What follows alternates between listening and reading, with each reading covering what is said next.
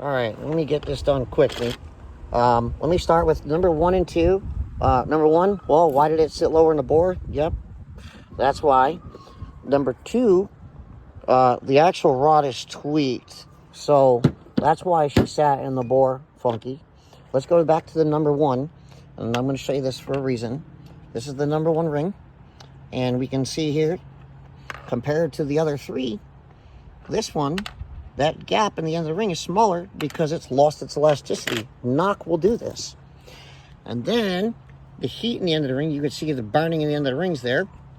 That's too much heat in the cylinder. I thought I saw some micro welding in that number 3. And the actual destruction of the actual bores, where it's showing the other, let's say destructions, but like the fact that the bores were just wiped from the pistons. I mean, this is all there. All the evidence is there. This is just too aggressive. Another thing is, you can see in the small end of the rod, the smearing. See, it's smearing, and you see how in the other side of it, it's not smearing. So it's not like it was just debris that caused all this smearing. That's again the excessive load, where too much timing at the top, and you're pushing down inside the bushing in here, and you're just going to literally smash down into the bushing. And this is on every single one of these. Every single one of these. And on the other side, where it would be snatch load, if it was like, say you money shifted and it was pulling the piston down, there's no evidence there. It's all on this side of the rod. So now, whether this one spun because of just debris and this one spun because of just debris, that's hard to say. Obviously, this is the primary destruction, but the small ends all show a lot of load through the wrist pin into the small end of the rod. The number 1 piston ring shows too much as far as knock, and this just shows overload of the engine. That's what this shows. And the customer said before the last tune, it didn't knock. So, and that's all I'm going to say. I'm going to leave it at that. But there's a lot of evidence saying over aggressive, including what the bores look like in the other video. And I caught it afterwards, but it actually, the one corner, like it seemed like maybe it wanted to start lifting the head into one corner, because the one head bolt was getting to the point where one head bolt wasn't as tight as the other head bolts, as the other 9. So that's pretty much it.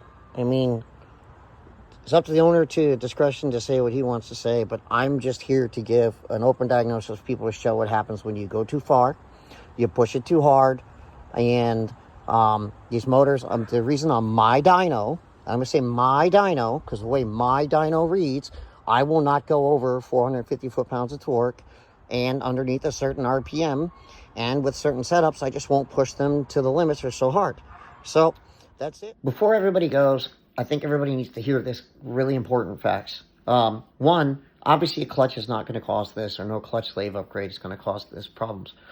The other thing that's important is that the high pressure line was not modified. Well, no, you can't tell that from afar, but what you should see, and should be a red flag, is the high pressure pump duty cycle should be way up from where it belongs. Now, to put this in reference, the XDI with a non-modified high pressure line will gain half of what it can gain with a modified high pressure line. And I've done this in testing, and it actually might even be a little less than half. Why is this important?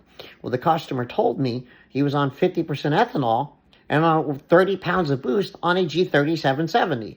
Well, this literally means there is not enough fuel coming through the XDI to supply a safe air-fuel ratio to the engine at that point. So that I did not explain to the customer because I wanted to tear into it to see, even if that was that way, did that cause the problems? Could that have caused the problems? I was not going to make any assumptions about what was going on, and nor was I going to lead the customer in that direction either. I told him I would give him the facts, and I gave him the facts. That's it. I'm not so I'm sure some people say I'm hating or whatever. I don't care. I really don't care. Just like I don't care whether it was missed or whether it was leaned out. I really don't care about either of those facts, because that file that's on that car is getting deleted, And that's all that matters, is that it gets deleted.